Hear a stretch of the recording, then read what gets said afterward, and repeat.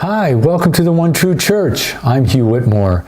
Today's Bible teaching is called, Does the Old Testament Tell Us That Paul is a False Apostle?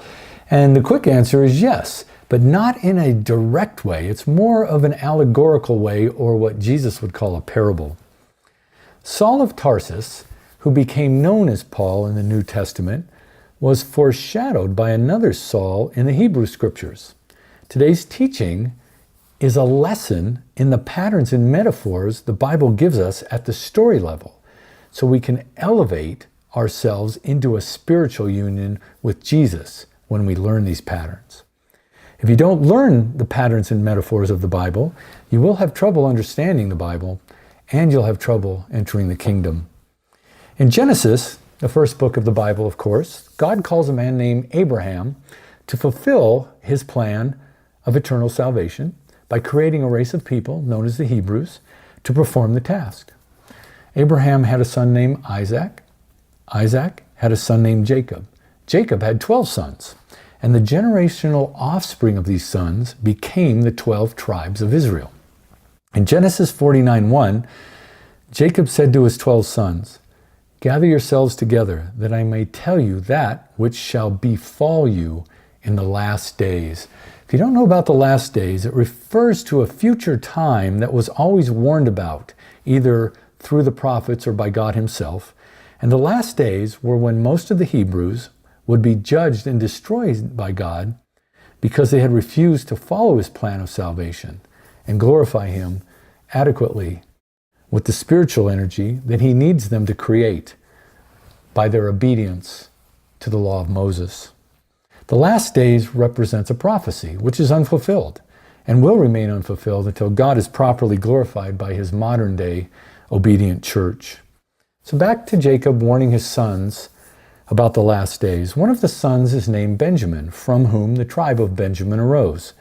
Jacob predicts what each of his sons' tribes would become. And of Benjamin, he says in Genesis 49:27, "Benjamin is a ravenous wolf. In the morning he shall devour the prey, and at night he shall divide the spoil." Here is a biblical pattern for you that proceeds like most biblical patterns. It starts in the Old Testament and is fulfilled in the New Testament. Where else have we heard a warning about a ravenous wolf? From the words of Jesus in Matthew 7:15. "Beware of false prophets who come to you in sheep's clothing, but inwardly they are ravenous wolves." Who is Jesus warning us about? None other than Saul of Tarsus. Saul was a Pharisee from the tribe of Benjamin. Saul himself tells us this in Romans 11:1. "I myself am an Israelite, a descendant of Abraham, a member of the tribe of Benjamin." And in Philippians 3:5, Paul says of himself, "Of the people of Israel, of the tribe of Benjamin." Paul also said in Galatians 1:13, "I persecuted the church of God violently and tried to destroy it."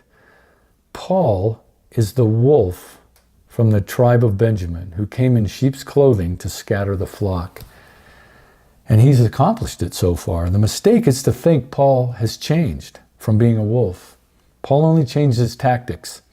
He went from using physical means like murder and prison to destroy the church to using his false spiritual testimony to destroy the church.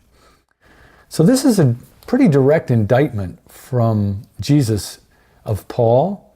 But let's get to our next pattern, and it's another Benjamin pattern that is an allegorical indictment of Paul. There was a time in the history of the Hebrews when they were led by kings, and King Saul was the first king of Israel. Saul was from the tribe of Benjamin. And he says in 1 Samuel 9:21, "Am I not a Benjamite from the least of the tribes of Israel?"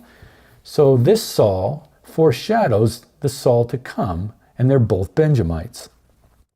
And King Saul here admits, just like Saul of Tarsus, Paul, that he is from the tribe of the ravenous wolf, as was the New Testament Saul. King Saul was king at the time the tribe of Judah had separated from the tribe of Israel, and David, of David and Goliath fame, was from the tribe of Judah, which was descended from Jacob's son Judah.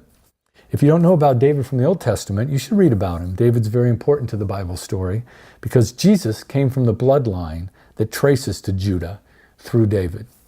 King Saul feared David because David was so popular with the people. So Saul tried to kill David, but David escaped. And it was an ongoing story between Saul and David. Later in the continuing story between the two, Saul refused to follow an instruction God gave him during a battle.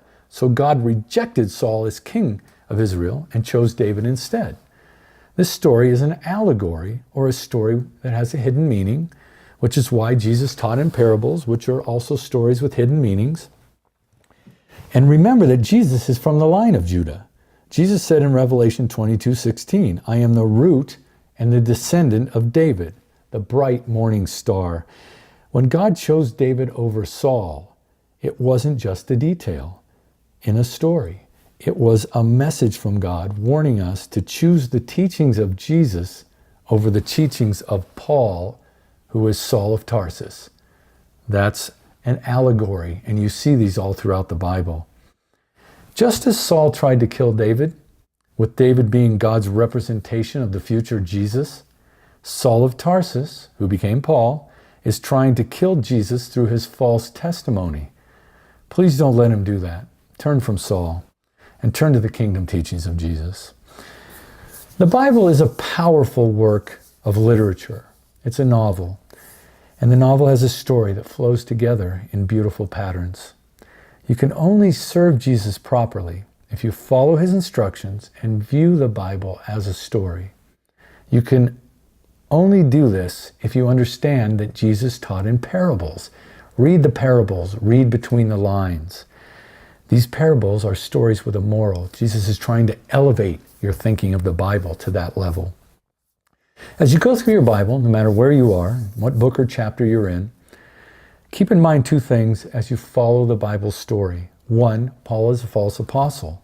And two, we have a mutually spiritual relationship with God. These two things will give you a perspective on what God is trying to do at any point in the story and what you need to do for God, what we all need to do for God. I have many videos explaining Paul. You can find on my YouTube channel. And my most thorough video on the spiritual relationship with God is called Are Christians Spiritual Beings? Even better, you can read my book, The Moment Time Stopped, available in paperback or ebook on Amazon. And it teaches all of my teaching positions, and you can better understand the Bible.